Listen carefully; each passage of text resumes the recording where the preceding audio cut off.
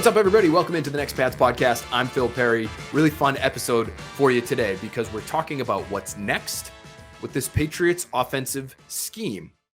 A lot of times we like to talk about what's next for the roster in terms of the personnel, what's next for the NFL in terms of concepts or technology. All that stuff is great. I really love talking about it all, but this is a special one because we've got our guy, Matt Cassel, longtime NFL quarterback, RPO experienced quarterback, to come in with us and talk about the run pass option, because I feel as though this may be what's next for the Patriots offense in terms of helping them along in areas where they need it. We saw a dozen of those plays by my count against the Jets in week 8, and they didn't all go so hot. On 12 plays, they picked up a total of 19 yards. You had a holding penalty mixed in there from Cole Strange for -10. Still, not the most efficient concept in the Patriots playbook this year, but one that I think can help them in some really critical situations, and I think can help them make their quarterback feel more comfortable, especially given all the pressure he has seen this year, all the hits he has taken. And we know Mac Jones really enjoys running RPOs. He did it at Alabama with great success. He told us about it a little bit earlier this year. And so I want to play that sound for you right now before we bring Cassel in. Then we're actually going to hear from Matt Patricia on the RPO. And then we're going to get our RPO, I almost called it RPO 101 course from Cassel, but it's really like a 301, a 401, a master's level course from Matt Cassel on the RPO. But first, let's hear from Mac on why he likes running these things so much. Again, this is Mac Jones from late September. I like those plays. I think every offense has some of them, some way or shape or form, and they're good plays. But got to be able to do a lot of things. Like I always say, there's the different types of plays: short, medium, long, play action, RPO, gadget. So there's different buckets you put them in, and we want to be able to do all of them. So yeah, I like RPOs. They're cool. Why do you like them? I think it puts stress on the defense. I definitely learned, like, in college, just watching Coach Saban sometimes explode at practice. Just knowing, like, he's trying to tell somebody to do something, but his guy's running a route, but then it's also a run. Is it a pass? So there's a lot of cool gray area there from an offensive perspective, and I've always, obviously didn't run them in high school. I ran the wing tee, so they were new to me at Alabama, and I've seen teams run them on film, and some teams do it right, some teams do it in interesting ways. So you can't ever really tell if it's an RPO or play action or sometimes. So it's kind of an interesting play. Is that something that you were able to kind of bring to the table this offseason as you guys were getting ready for this year? Because it's just something we haven't really seen. I know Josh, I think, said last year, hey, we have the ability to do it. I don't know how much you actually did it last year, but it seems new to this team. Is that something that you kind of emphasize in maybe your conversations with the coaches, saying, hey, I'd like to maybe do a few of these if we can? Yeah, I think definitely. Other teams were doing them too around the league and having good production. So I think, like I said, every offense has their core plays, and you don't necessarily want your RPOs to be your core plays, which they're not. But it's always good to have that, like, extra flavor you can have in there. Like you said, it's a run, it's a pass. What is it? So I think they're always good, and we just got to keep growing from them and learn how to do them and continue to figure it out early on. That's kind of what early on in the season's for, is figuring out what we want to do, and then once we find out what really fits, and we'll use that throughout the year. Really funny there to hear him talk about how Saban just used to explode trying to defend these plays, because they can be really difficult, because there is that offensive gray area between, is it a run? Is it a pass? How are we going to try to leverage a defender or two, make an easy read, do the math that we need to do pre-snap where we know where our advantages are, and then hit the defense where it isn't? That's what's great about these plays. It's why so many teams are running them so frequently right now. You think about Tua Tagovailoa, highest rated quarterback in football, also among the league leaders in RPO attempts this year. Jalen Hurts having a phenomenal year for the Eagles. It's a massive part of what they do. Lamar Jackson, Joe Burrow, Patrick Mahomes. These are guys that all run their fair share of RPO plays. Marcus Mariota, it's helping the Falcons stay afloat in Atlanta, even though they are really talent deficient. And it's a good way for coaching staffs to try to make life easier, not just for their quarterbacks, but for their skill position players as well, create yards where they might not have been otherwise. It's why, again, you're seeing so many teams use them nowadays. And the Patriots had been, prior to week 8, among the last teams in football when it came to RPO usage. But if they continue to roll them out 10, 12 times a game, you're going to start to see those numbers creep up, and maybe you see the Patriots' offensive efficiency creep up with it. Let's hear from Matt Patricia. Earlier this week was asked by Patriots.com's Evan Lazar about the RPO, why the Patriots used more of those types of plays against the Jets, and why they fit the quarterbacks that the Patriots have on their roster right now. Definitely, I think, as you look at different maybe offensive trends and things that are in the league or in college football, or obviously a lot of things that our guys are familiar with, being young and right out of college, in that situation that they've had a lot of success for and have been positive plays for them. So you certainly want to, see what maybe applies, what doesn't apply, and you'll build those things over time. I think those type of plays, you don't just kind of throw in at the last minute. There's things that maybe you're working on kind of in the background from that standpoint. And they came up, but there's a lot of plays that have different sort of, whether it's the RPO catchphrase, the run pass option, or different plays that maybe have different sort of run pass looks based on what you're seeing across the ball. So those kind of combination plays are pretty common. It's just a little bit more of maybe the college feel as far as maybe what you're referencing that you saw the other day. That's all. You hear Patricia there reference, this is what they're doing in college these days. Our guys are young guys. If it can help make Mac Jones a little bit more comfortable to use more RPO, do it. Hammer it. As long as it's working, as long as it's efficient. You're going to have to be more efficient than they were against the Jets on Sunday. But if you continue to incorporate maybe some different types of RPOs into your offense, and something we'll talk about with Cassel, maybe you get a little bit more production there. I think it could also make Mac Jones more comfortable just because it's getting the ball out of his hands quickly. It's not just that this was something that he did at Alabama. And he needs to, I think, see more success in that quick passing game, however you want to define it. I thought Bill Barnwell from ESPN.com did a really interesting piece on where all of the second-year quarterbacks stand in the NFL this year and where they're struggling. And one of the areas that Barnwell pointed out when it came to his analysis of Mac Jones was Jones's work in the quick game. As a rookie on throws within 2.5 seconds, Barnwell wrote, he was 77.4 in terms of his completion percentage. That was the 5th best figure in the NFL behind Mahomes, Derek Carr, Dak Prescott, Aaron Rodgers. Pretty good company there in the quick game last year. This year, it's been a mess in the quick game. His QBR on those types of passes within 2.5 seconds is 16.8. That's last in the league. He's averaging just 3.6 yards per attempt on those quick passes, which is just a little bit more than half of the league average.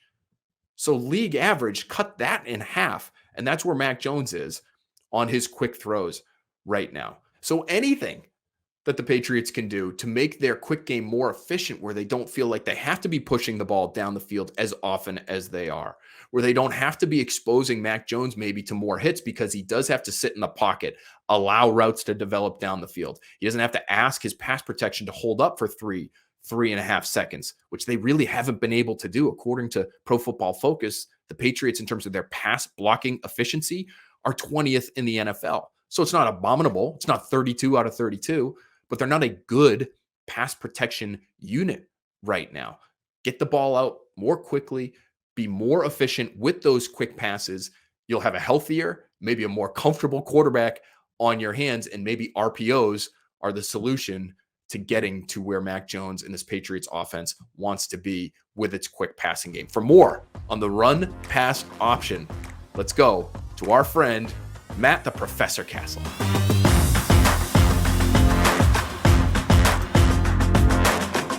All right, there's our man with the plan. Matt Cassel knows all things quarterbacking. And typically, when we get to talk to you on Patriots Talk, we're talking big picture topics. We're talking team-wide topics. We're talking league-wide topics. But I want to get into the nitty-gritty. Let's talk some X's and O's. Because nobody spends as much time in the NFL playing that position as you did without loving yourself some X's and O's. You're a nerd deep down, aren't you? I am a little bit of a football nerd. I always enjoyed the process of going through, like breaking down film, checking mismatches, and really getting to the nuts and bolts of every single week how we're going to attack somebody. So I love this stuff. I love X's and O's and talking about it as well. I love talking to you about it because I learn a lot from you about all things football. And today we're going to have you teach us a little bit about the RPO, Matt, because the Patriots ran a dozen of these things by my count. I think Pro Football Focus had them for 13. I had them for 12. I might have missed one. Be that as it may, it was much more a part of the game plan in week 8 than we had seen in any week previous to this one, maybe ever. Because even though Josh McDaniels last year said, yeah, we have some of these worked into our playbook if we need to go there, they really didn't run them all that often with Mac Jones, who ran a lot of them at Alabama. It didn't work out all that well for the Patriots against the Jets with the RPO, Matt. I rattled off some of the stats off the top of the podcast, but 19 total yards on the 12 plays that I tracked when you factor in a holding penalty on Cole Strange. So not great, not what you're looking for. But what was your experience with the RPO in the NFL, if any? And even just as now someone chronicling the league as you do, what do you find to be the advantages of being able to run those plays and run them effectively? Right. The run pass option, right? The RPO, it really came about as actual verbiage in the league, probably not until I was with the Tennessee Titans in 2016. And it was really before that where colleges started to incorporate it into their offenses, in which you really started to hear it as a commonplace name that they use and identify it as. But when I got to the Tennessee Titans, it was with Marcus Mariota, who had done it at Oregon and all that stuff. And so I was really introduced to it, because prior to that, it was more traditional pro style offenses. And when I say that, it just didn't have the shotgun, everybody's running the ball and you've got one option in terms of throwing it and you're just reading one defender. And that was the unique part about it, is I saw the simplicity of it and how simple it was in terms of how you read it as a quarterback, because what you're really telling your offensive line at the point of attack is, we're not going to block one guy. So say you're in a 2-by-2 formation, it's a balanced formation. The offensive line is going to take those 4 down linemen, including the defensive end and those 2 linebackers and the tight end, and those guys are going to work up to him on a run play. Say it's a front side zone, right, with a cutback possibilities. But all you have to do as the quarterback now, my eyes are on that will linebacker, the one guy that's over my slot, or the nickel will, so to speak. And if he overreacts to the run in some kind of zone defense where he sees you give ball fake and he overreacts, steps into the lane, now he's out of position and you run the slant right behind him. Other type of RPOs that I actually was more comfortable running when I was playing, and it was something that's been around for a long period of time, was you'd have a run called, right? Say it was an outside zone, say it was something from under center, and it's usually traditionally against like a zone team where you got guys. I remember one of the best at it, we call it middling, like a guy like Rondé Barber. He'd give you one look, he'd sit out under, but then all of a sudden he'd get involved in the run game somehow, some way. He'd come off the edge and kind of middle you and not be in complete position, where we'd incorporate a bubble or something like that, where you've got numbers on the outside. So the outside wide receiver blocks the corner. You have leverage on that defender that's kind of being a little bit over aggressive, and you throw the bubble right now, and you're still blocking the run. So everybody else is blocking the run, but the ball's out so quick that you don't have to worry about linemen downfield or anything like that. That's something that I was accustomed to, and it's always something that we had incorporated into the offense just to protect those runs, especially against aggressive run defenders like that. But the RPO has become commonplace, and there's so many different ways in which they do it now. It's actually really exciting to watch.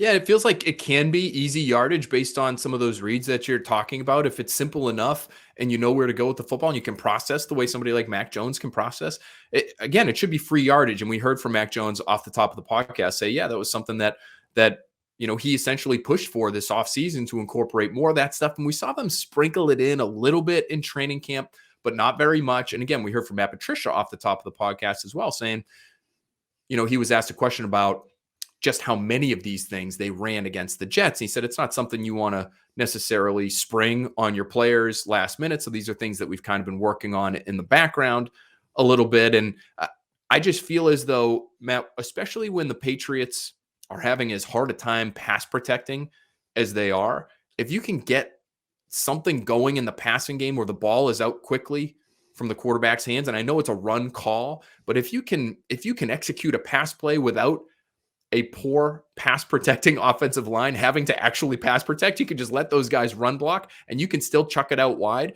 and maybe pick up 6, 9 yards if you're executing them well enough. That's a big play for you. That's a big concept to be able to work into your offense on a weekly basis. It is, and the teams that are most successful at it, you look at the Kansas City Chiefs and you look at the Philadelphia Eagles right now. They're heavy RPO game, and all it is really, like you said, you're putting that one run defender in a bind. And if they want to over pursue and get out of position, then you're just throwing. Sometimes it's a slant, sometimes it's a bubble, sometimes it's just a diagonal by the tight end position, but it alleviates the pressure off the offensive line, because what are they doing? They're run blocking, right? They don't really have pass blocking responsibilities whatsoever. They're running the run. And so honestly, it's all about the quarterback controlling that defender with his eyes and reading, is he over pursuing or not? And then you throw the ball out there, and it's really an extension of the run game, right? And so if you can pick up 6 yards, 7 yards on a play like that, that's a positive play. And every now and then you'll bust one because the guys are so out of position that you're like, wow, that was a big hit. And you see it happen a lot in this league because it's like I said, it's such an easy read. There's no progression. There's no half field read on this. You are literally identifying one defender that you're trying to pick on. If he stays home and he plays his responsibility true to form and he doesn't move, you're handing off the ball. And now you've got angles and you're in an advantageous look for the run. If not, and he all of a sudden wants to get overly aggressive and come out of position, now you're throwing the diagonal, you're throwing the slant in behind him, you might throw the bubble, and you've got numbers outside. So it's an easy concept, but it also, when done well, works to your advantage as a quarterback and as an offense.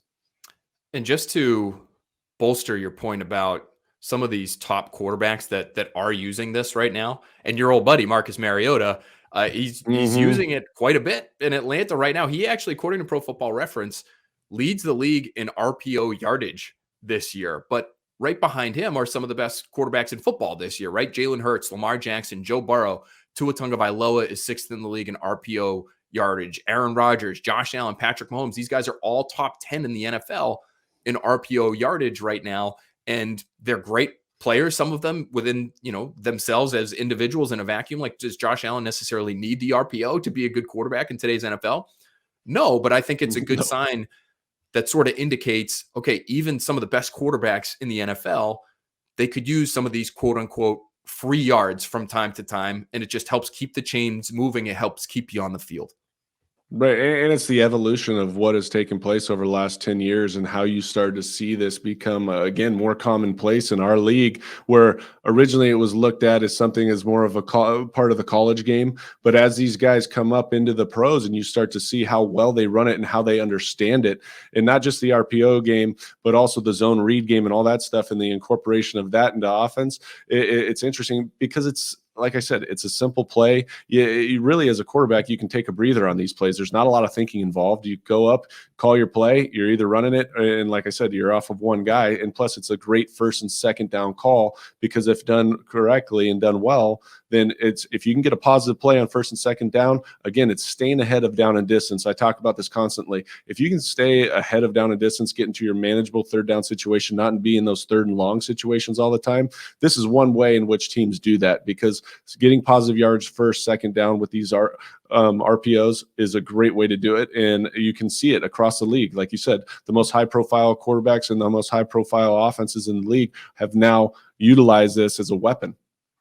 Okay, so we're going to get really nerdy now. For the people on YouTube that are watching us, I'm going to share my screen here, and we're going to have a couple of different successful RPO plays from this Patriots game against the Jets the other day. One of them helps put them in position to score their only touchdown of the game, and that'll be the first one that I show you. So let me share my screen here now. Okay, so here we go. So you've got you're in the red zone here. I'm going to just double check and make sure I know what the situation is, because I had it up. So this is going to be a 1st and 10 play. They're at the 14-yard line. They're going to have what will look like a familiar run concept to people that have heard us talk about crack toss in the past. This isn't a toss play, but it's sort of a similar pin and pull action for the run. And then they're going to have a little bubble, it looks like, up the top, Matt. And you tell me what you like about this play. I'm going to let it run for you here.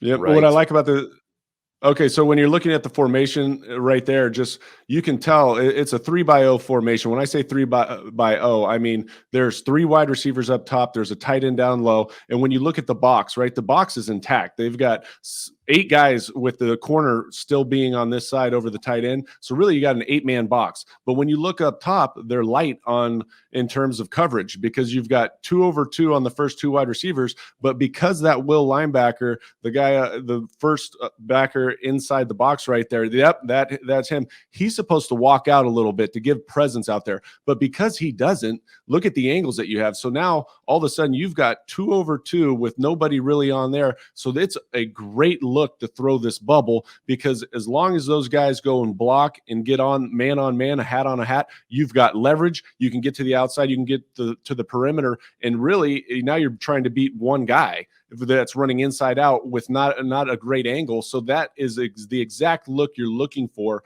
to go run this play and throw the bubble. So I thought it was a great read by Mac Jones. It's exactly what you talk about in the QB room is you can hand this ball off, but again, why are you going to run into a box where you've got 8 guys where you look outside, it's built in the play, you've got an advantageous look in terms of leverage because the will's tucked inside. Now throw it based on leverage, let them get to the perimeter, guys block outside, and you're good to go.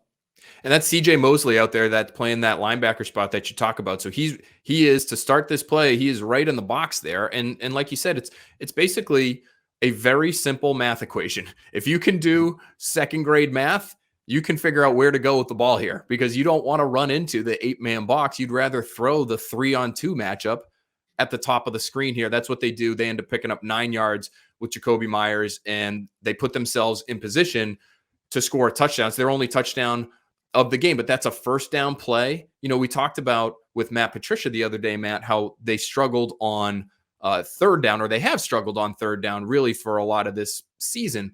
And what he said was when they started to perform a little bit better on third down this past week against the Jets, it was because, shocker, they were doing better on first down. And so when you're throwing the ball on first down, maybe catching the defense off guard a little bit based on some of your own tendencies, and you're able to pick up chunk yardage like that and put yourself in second and short, third and short situations, your third down efficiency, is going to be a lot better. Let's take you to a play that I found interesting based off of this last pass play that worked out well for them. And I'm going to scroll forward here to 40. Here we go. Because this is going to be a run play now. But we're going to look at that linebacker again that you're telling us Mac Jones is looking at. And we're going to see why this was a good decision on his part here. So let's try to make sure we find the play again without breaking the computer. It's a big time challenge for your boy. Okay, here we go. So we got a pretty similar look here, right? We do have a similar look. So as we get a similar look, but as you can tell here, right, in terms of the balance, look at the will linebacker. He's walked out a little bit more here, right? And so you have a decision to make. Also with just what you're looking at and the run called, you have a decision to make on him. Does he have the ability right now to come get this guy, right? Or do you have angles on the inside in terms of the run game? Because it looks like it's an unbalanced offensive line. So you can obviously hand off the ball here, but based on this look, I would say you've got kind of the best of both worlds. You could definitely still throw that, but I don't like the posture on the outside with those 2 corners being so pressed. If you can see both of those guys being pressed, that means that those blocks are going to happen right now. But it'll be interesting to see because does he hand off the ball right here? He does hand it off. And yeah, so he hands off the ball because I think really what it comes down to is that guy's a little bit more walked, and he easily could have thrown that bubble. But at the same time, because he's walked, he says, you know what, I'm going to hand off the ball into the unbalanced O-line, and then we're going to still get a good positive yardage here. Yeah, and when you say walked, just for people again that are watching with us, he's talking about this is CJ Mosley again, the linebacker, and he is. You're right. It is an unbalanced line. So the Patriots have Marcus Cannon alongside left tackle Trent Brown, and Cannon's playing tight end. Mosley is a full, I don't know, gap and a half, 2 gaps outside of Cannon. So he's really, I don't know would you call him even in the box right here? If Mac Jones is looking at him, is he saying, oh, this guy's a real threat to stop our run play? Or is he saying he's starting to edge out, he's starting to walk out this way, as you put it, to maybe help on Kendrick Bourne in case we throw this RPO pass option part of the RPO again here? Right. That's what I'd say. I say he's definitely cheated out toward Kendrick Bourne right here, and a lot more so than we saw even in the first clip. And plus, because of the unbalanced line right here, there's probably more emphasis in terms of running the ball based on the look with him walked out. And now they're blocking the box really, really well, and he's got to beat CJ, right? And that's exactly what Damian Harris does. He goes in and he blows him up, but it's a positive yards because from an identification standpoint, you're not counting CJ Mosley as part of that box. You see that safety that just dropped down on the right side, one more over. You're counting him and then the backer to his left. That's your box call right there because CJ Mosley's walked out of the box. So you'll see this on this gap scheme, and then when they pull around, they're not going to block him because if he over pursues, he's going to be the guy that comes back, potentially makes the tackle. But at the same time, he's not there in time, like inside the box to where he can blow this up. He's got to look at the bubble screen. And at the same time, you see how he's not reacting right now. We're going to have to beat him with the back. So it's a positive gain because they're taking care of the box and he's walked outside the box. So you could have definitely thrown the bubble here, but at the same time, I love the idea of just running the ball right here and making him make a tackle in space. Yeah, you can actually see him where we have the picture frozen. You can see Mosley. It even looks like he's leaning a little bit out toward Kendrick Bourne, and by the time Damian Harris meets him, he's just a little slower to react. It's about 5 yards beyond the line of scrimmage before they actually get together, and Harris is able to deliver the blow, and he's the one knocking over Mosley, not the other way around. So good to see. Oh boy, and then you get a little stare down from Damian Harris after the fact. Let me give you a little business. What's up, boy? I love it. You got to be careful. You got to be careful with that. That could be 15 yards these days in today's NFL. But that's another good decision. It's just good, easy math on Mac Jones's part. Okay, Mosley's not even in the box. We've got an unbalanced line with a lot of mass. I mean, you had Mike Owenu. That was a power run play. So you had Mike Owenu pulling to the same side as Trent Brown and Marcus Cannon. That's about, I'm going to say, 350, 380. I mean, you're talking about it's a truckload, 1,000 pounds of human right there. Good math. Yeah, I was going to say a lot of beef up there. Is that a half ton? 2,000 pounds is a ton, I think, right? I just would go. Bring the cattle in. Who's that? That was your livestock. That was my livestock call. That's get the cattle. The guy from Tennessee. Listen, we got to defer to you on that one because Lord knows I've got no idea when it comes to that. Okay, I want to show you a couple that did not work out so well. So we're going to have a negative run here. So Ramondre Stevenson run for -2. This is in the second half again. It felt like these really came fast and furious in the second half. Mm-hmm. Why was this a bad call? Maybe, Matt. I'll let you talk about what you see from the formation here, and then I will run it whenever you want me to run it. Okay, let's see here. Where is the other safety? I can't even see the other safety here. They're in the shade. The film's a little. Oh, they're in the shade. There it is. Okay, so this is exactly what you want to run here. So the responsibility here is for, you see how the wide receiver down here, I think that's Jacoby Myers at the bottom of your screen. He's responsible for run force. So whoever shows up first, if that safety starts to drop down in the box, he's responsible for him. He's got to go. But this look, are they run that same one back power gap scheme? I think this might be power again. It is, yes. Yep. Okay, so when you look at this actual play, this is exactly what you want to run this against because it's an over defense. So what's going to happen is you're going to pull that backside guard. The center right there is going to block down on the nose guard, which is in the A gap in the up top, right? And now he's going to pull around, and you should have numbers because the tackle and the guard are going to work up to that weak side backer right there. Yep. The guard's coming around to take on the other backer right there. The tight end's kicking out on the defensive end. And so you have, you could obviously throw the bubble on this point at this point, but when you look at it to start, you had that guy kind of over the top. So really you don't have tremendous leverage, but this is exactly what you're looking for in terms of from a run standpoint. You say, look, we're in position to block force. We've got numbers for the box. It's only a 6-man box. That's exactly what you got. So you got six offensive linemen, including the tight end, on a 6-man box with run force already in position to go get either the safety or the corner, whoever shows up first. So this should be a play in which you get some traction here, but unfortunately, Jonnu Smith misses on the defensive end, and that's what really blows this play up. So it was a good decision, you think, by Mac. It was just maybe missed execution. I know what I've been told. It was poor execution up front.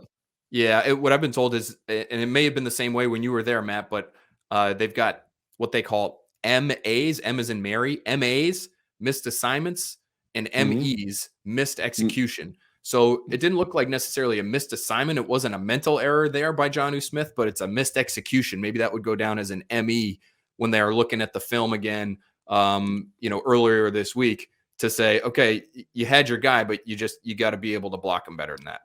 Yeah, so let's go back to that first part of that play, just as the play starts.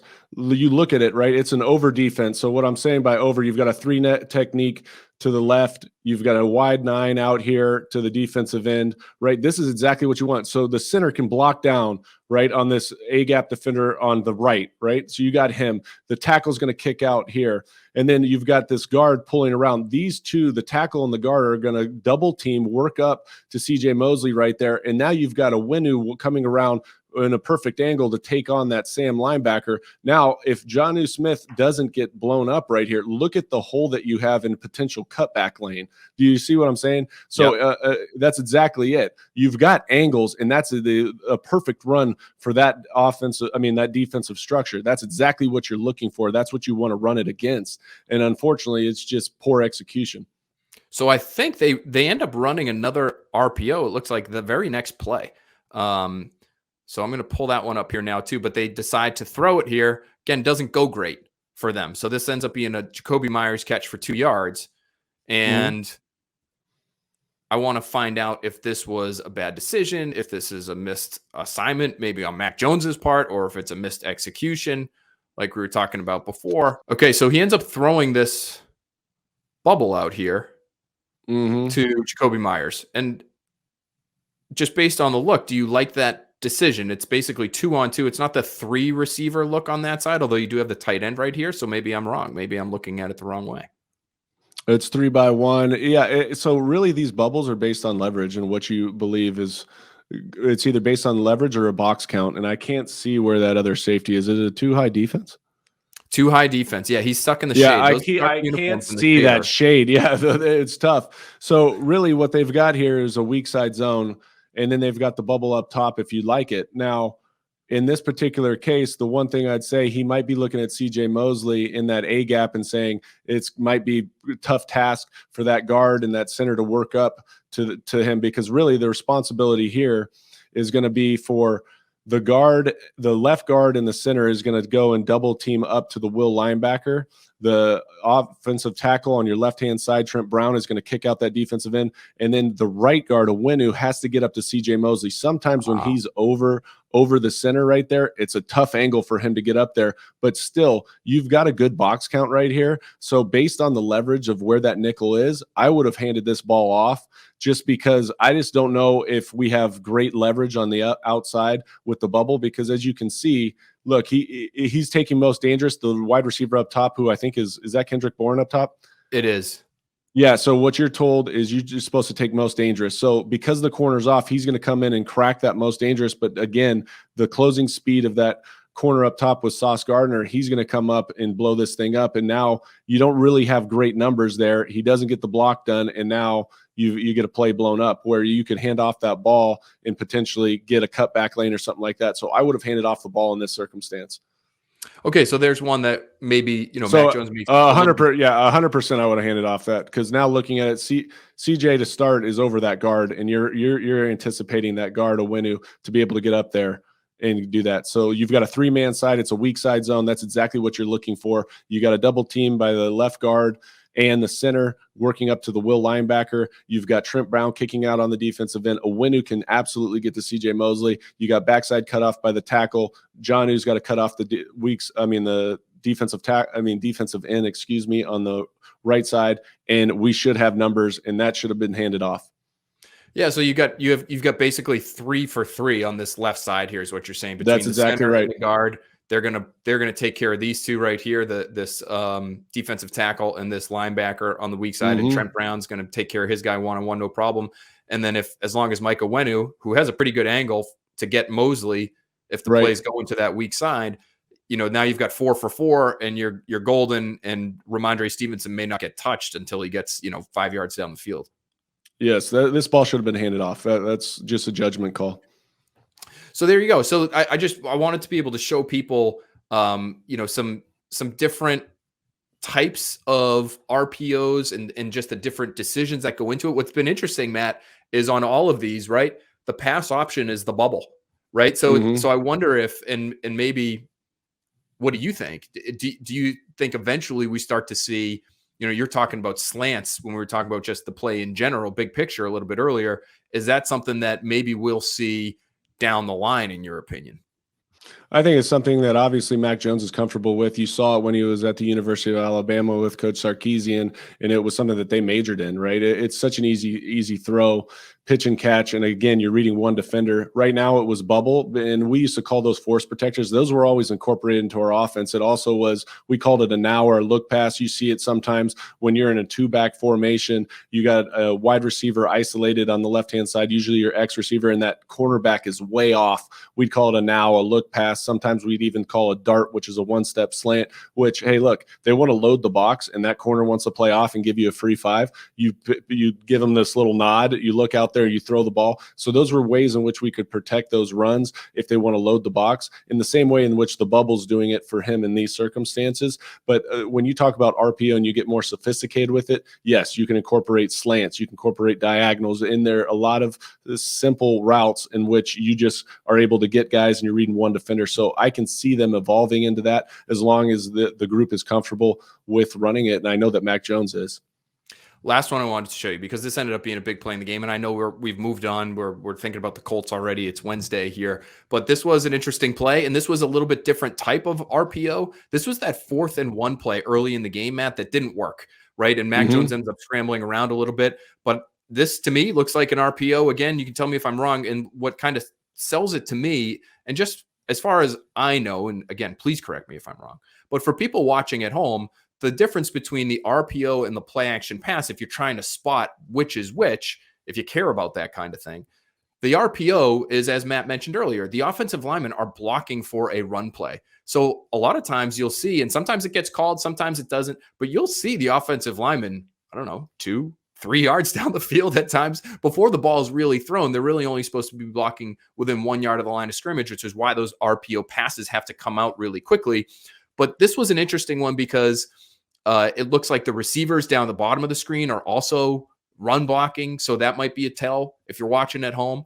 But this was an odd one because it looked almost like, to me, Matt, and again, you're the expert, it almost looked like a triple option, because Mac Jones, it looked like, was thinking about running this thing himself. So you see him fake the run to Damian Harris. Then it looks, he starts to sprint to his left. And I'm thinking maybe he's going to keep it. Then he stops because he's about to get swallowed up. He throws it down the field. We know how the play turns out. But I wanted to see what you thought about the design of this one, because this one was a little bit different. It wasn't just your, inside zone, bubble, power, bubble. It had a little bit different of a wrinkle to it, maybe with the potential keeper option. But you tell me if he just got a little spooked here and started to run. When you look at the defensive structure here, it's blitz zero is what we would call it. And let me see it from the one side one more time. So you can see the Jets, they're in aggressive posture. It's man-to-man across the board. You can see the safety coming down. He'll have Damian Harris one-on-one, it looks like, in terms of how they're going to do it. It's what we call a bear or diamond front. So all your offensive linemen are covered up. And so as you start to run, so every offensive lineman, it's not so much gaps, but as you look at it and as you can see the offensive linemen in their posture, it looks like they're all run blocking. So they're doing exactly that.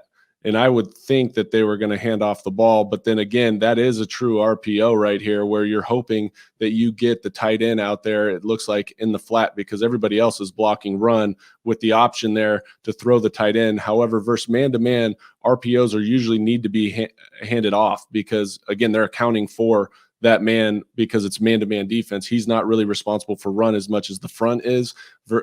And then, so as you see here, he doesn't hand off the ball, but then they switch it. They did a good job on the back end here with the corner and the responsibility of the safety of he stayed true. He didn't follow the wide receiver inside. Therefore, he's looking to throw this guy open right now, the tight end. Is that Hunter Henry? It is. Yeah, so he's looking to throw that guy right now, and now it just kind of becomes jumbled because they switched it off with the corner. The corner takes responsibility on Hunter Henry. It was a good job and an instinctive play by that defensive corner out there, which kind of jumbles it for Mac Jones, and now he's going, don't really know what to do. It was not exactly what you're looking for. Let's just say that. Do you think this was like? Do you think there was an option for him to run it, or you just think this was part of the pass option? Was it might end up being like almost like a sprint out kind of throw? It looks like he's sprinting out, but again, unless that was the design of the play, that looks like a true RPO where he's either got the run, which can hand off because everybody's blocking run, right? Other than the Y tight end. And that's what I'm talking about with these RPOs. You're reading one defender. So he's really reading the defender over Hunter Henry. And in this case, because it's man-to-man defense, that guy's going to be responsible and usually run with Hunter Henry. So I would have handed off the ball here. But then again, I don't know if the play design was for him to actually boot out and see if he could just pop the ball to Hunter Henry right here. But then there was panic that kind of set in when they switched it off and he saw that defensive corner outside, as you can see. Yeah, and it looks like I'm wondering too if Mac sees, because I mean, if you look here, it's blitz zero, like you mentioned, so no safety in the middle of the field. Jakobi Meyers is trying to set a pick for Hunter Henry. I wonder if Mac sees the fact that the safety has come down really hard, and he says, "Man, if Jakobi just slips that pick and he goes vertical, like that's a walk-in touchdown, right?" But I think he's trying to point he's setting the pick and he's going, okay, the pick just got messed up because the tight end didn't run. The corner switched it off, saw it, right, and just kind of instinctively fell into Hunter Henry. The one thing that you possibly could do right here, and it probably was part of the play, was just pop it on Hunter Henry right now. Let him fall forward for the first down. And that's really – and Jakobi, I think what he's doing is he's going to go and try to sit down. So if for some reason they over-pursue on that pick play, he's a second option for you. But then when it gets jumbled and he starts to feel pressure, he's now in a panic mode and he's trying to send people every which way and try to get the ball out. It was not a well-executed play. Let's just say that. It wasn't. And again, a lot of those RPOs, based on the success rate and the yardage that they were able to pick up on a dozen of those things, I could see it if Matt Patricia said, "Listen, Mac, I know you really wanted to run these this offseason, but we can't be picking up 12 total yards or 19 total yards on 12 plays on these things." Although it did in certain situations. And again, I point to those two earlier plays that we showed that worked really well. They ended up helping them out. And I do think it's a team that needs help, Matt. I mean, the pass protection's not been great. And so if this can in any way, shape, or form maybe propel their offense forward, it would be interesting to see if they add new wrinkles, new layers to these RPOs, and see if they end up working their way up that list of, most efficient RPO teams in football, because those also tend to be the most efficient offenses. Matt, any other thoughts on that last one before we let you go? Yeah, the more I think about it, though, it might have been the right play design by Matt Patricia, because when you look at it, why else are you having Jakobi Meyers come and set a pick? The reason why you set a pick like that is for man-to-man defense. So maybe they were anticipating man-to-man defense with a loaded box like that. And unfortunately, because when Jakobi Meyers went in and they kind of got switched off with with the safety, and then also the cornerback falling off into the diagonal, that it clouded that read for Mac Jones, because that's exactly what you're looking for. Man-to-man defense, you got a guy picking, which looked like originally it was going to be wide open, but then the corner instinctively fell off. So it was the right play design. I just don't think it was well executed, because it clouded his judgment in terms of Mac Jones when that corner just fell off into the actual diagonal.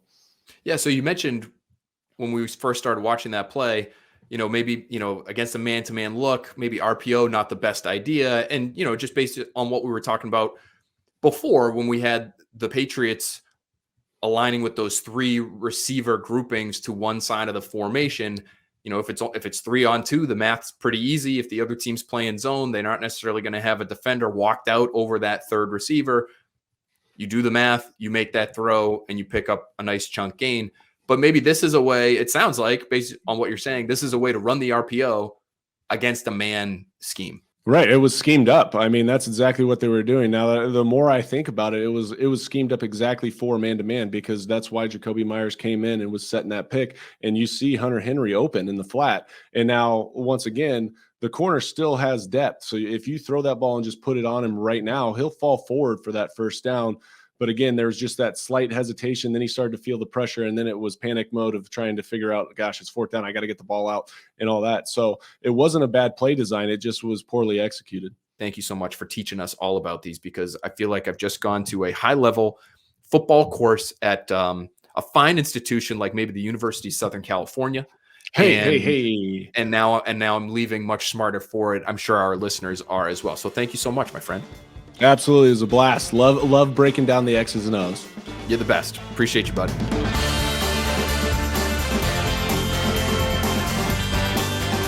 Awesome stuff there from Cassel. When we can get into the images of these plays, looking at some of the pre-snap reads that Mac Jones is making on a snap-to-snap basis to get in the mind of a quarterback the way Cassel can help us do when it comes to these RPOs, which, again, are relatively new for this Patriots offense.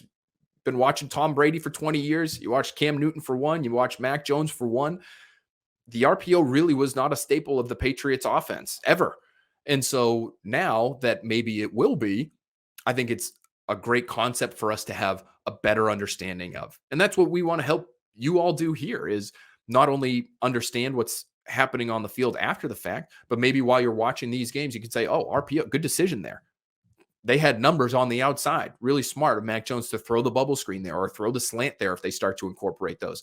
Or great call to hand it off to Ramondre. Look at where that linebacker is. He's leaning out. He's going out to cover Jacoby Myers. He's expecting Myers to get this on a bubble screen.